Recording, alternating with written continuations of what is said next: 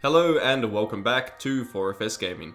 I'm in the middle of making a series of guides covering and reviewing the weapon arsenal in Hunt Showdown, and I often talk of the strengths and limitations of these weapons. But how do you take this knowledge and apply it in the game itself?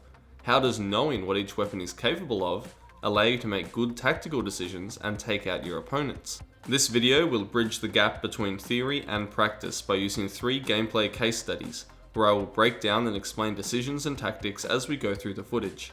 Stick around, and hopefully you will learn something new and interesting. Now, if there is one weapon that has extreme strengths but also extreme limitations, it would have to be the Sparks LRR Sniper. Now, this is a great weapon, very strong, but it also comes with some clear drawbacks.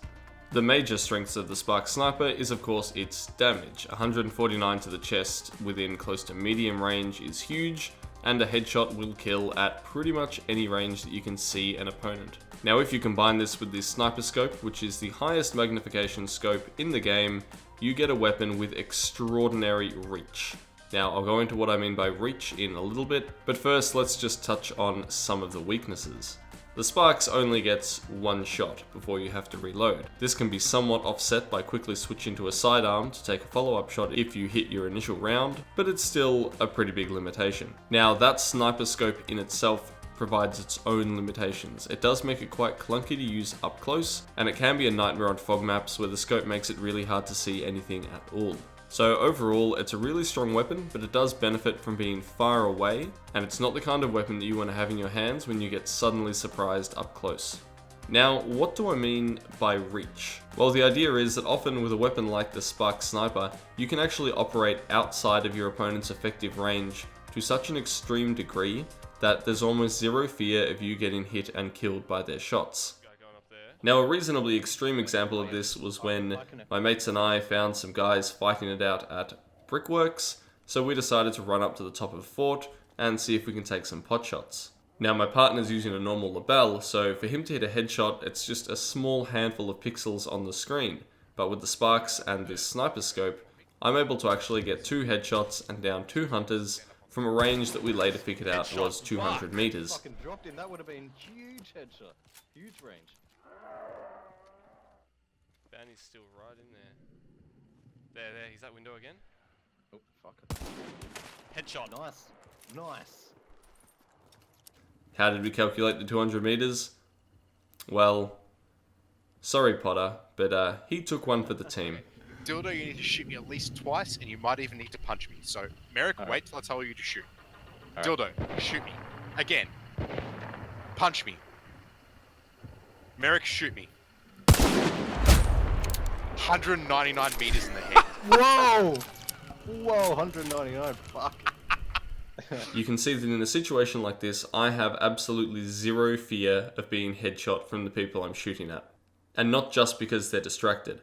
For them to turn around and hit me in the head, they would have to stand still, line up their shot for a considerable amount of time, giving me plenty of opportunity to land a headshot of my own. At this range, without a sniper scope and a weapon that does the same damage as the Sparks, you just can't compete at all. So let's pull this into a more realistic scenario and see how reach and this weapon's strengths and limitations can be played around. Of course, just knowing the strengths and limitations of the weapon you're carrying isn't always enough. You also need to have an idea of what your opponent's weapons are capable of. In this case, my partner that went down called out that we were up against at least one label, and we definitely had heard a Nitro Express rifle earlier. At this point, we suspected that multiple teams were involved, so I attempted to achieve a flanking angle from the swamp so I could shoot up onto the wall. What I want you to take note of is how this firefight plays out. I am very, very far away. Remember what we were saying about reach?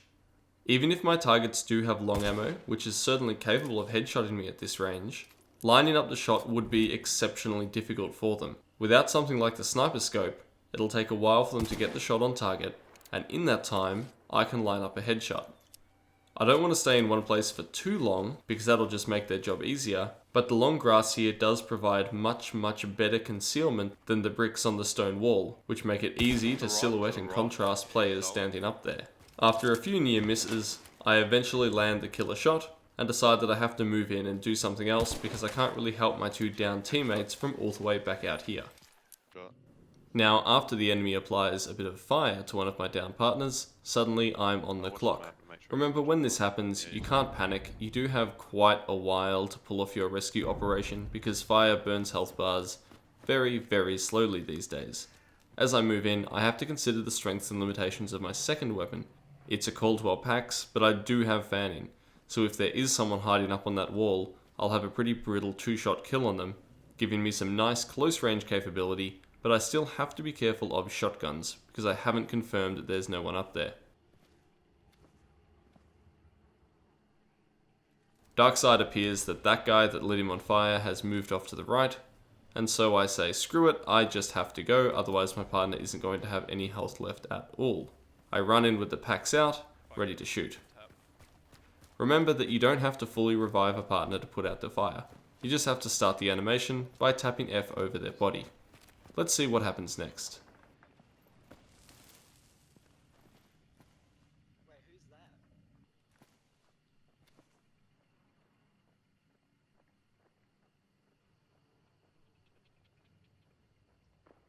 Luckily I was able to drop him with a single body shot, because his shotgun would have been very, very scary for me.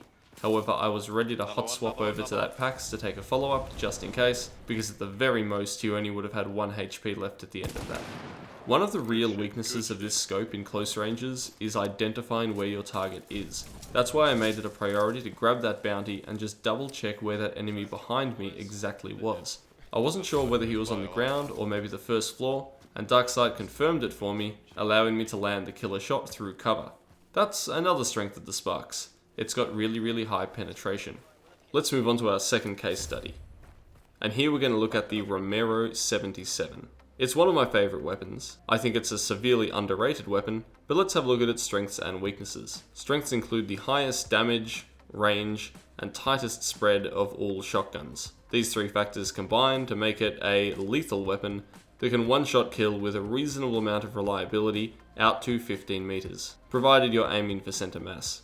It also has quite a number of limitations. The fact that it's a shotgun means that it's useless at medium to long range. Also, due to it being a shotgun, the pellet spread can sometimes be unreliable. You can hit a shot that you think was bang on, and the enemy just doesn't go down. But this is more rare with the Romero than other shotguns. And then the big drawback, similar to the Sparks, is that it only has 1 shot before you have to reload. Fortunately, the reload speed is pretty snappy. You only really get 1 chance before your enemies are going to pump you full of bullets. In this clip here, we have 2 enemies defending the objective at Sweetbell. My partner is more than willing to engage in a rifle duel from out across the water. I'm not willing to do that because my weapons have extremely limited range, so I aggressively push in. As I do so, my partner gets taken out.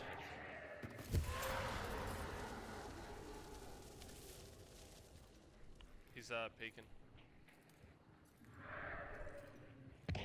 Now at this point, I am completely committed to the kill, so there's no point even thinking about reviving him until all of the enemies are dead.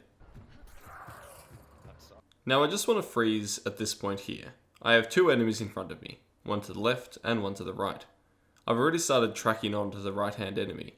However, they appear to be moving and they're also about to head behind a block of cover. So I have a decision to either keep pursuing him or go for the stationary target. This comes from understanding the limitations of the Romero.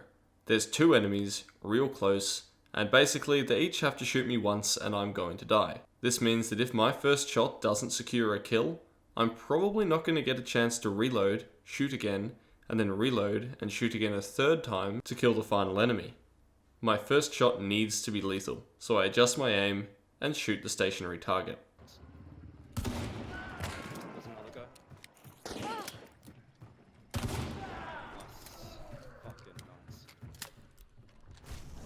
It's probably also worth noting how I dip, turn, and take a little bit of cover while reloading, because that kind of movement can really help you out when you need to reload and shoot again with single shot weapons under pressure.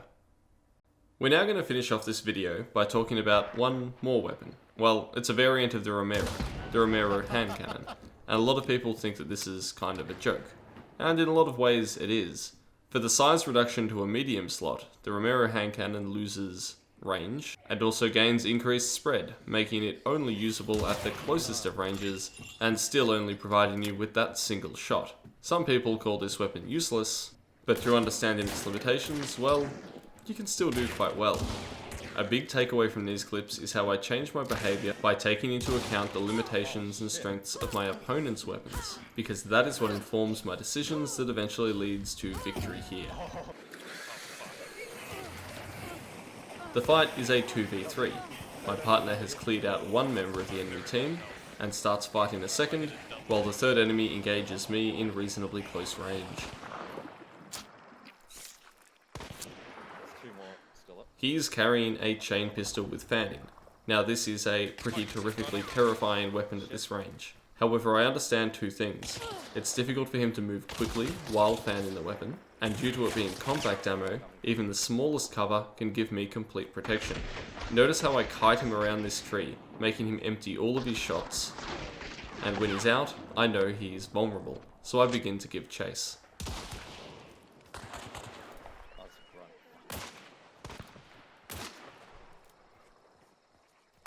I'm then in a pretty awkward situation where my partner is down and the enemy is reasonably far away with much more firepower than I have. So what are the limitations of the Lebel rifle that he is using? The main one is going to be its ammo capacity. As long as he keeps shooting and missing, eventually he's going to become pretty vulnerable when he runs out of ammo. In order to encourage his use of ammo, I make him put down some suppressing fire by continuing to bait the revive on my partner. Now when doing this, it's very important that I'm on the lookout to make sure that as soon as he enters line of sight, I cancel the revive. The last thing I want to do is get my partner up right into a long ammo shot in the face. Go for it now.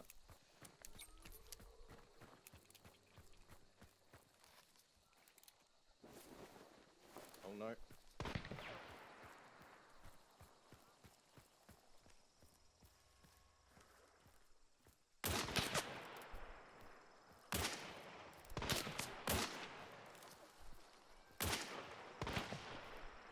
Running low though.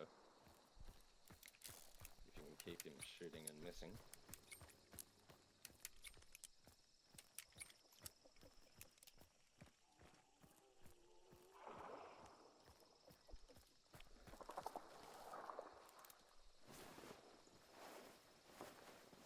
Shit. Once my partner is up, we're able to push him together. We know he's going to be low on ammo, so a combined push, even with my partner on low health, is going to make it really difficult for him to survive. I'm down to 3 bullets in the Lebel. He's gone behind that little mound right in front of you. Yeah, in that bushes. Yeah, he's just healed. Okay.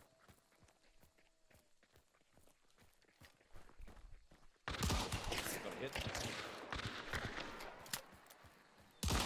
He's got fanning shit. Nice. Romero hand cannon beats you every time.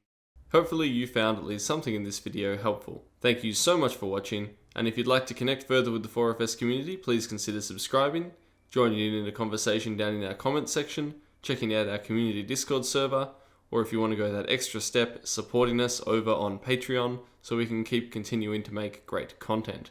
As always, good luck out in the swamps. This is Ascendance from 4FS Gaming.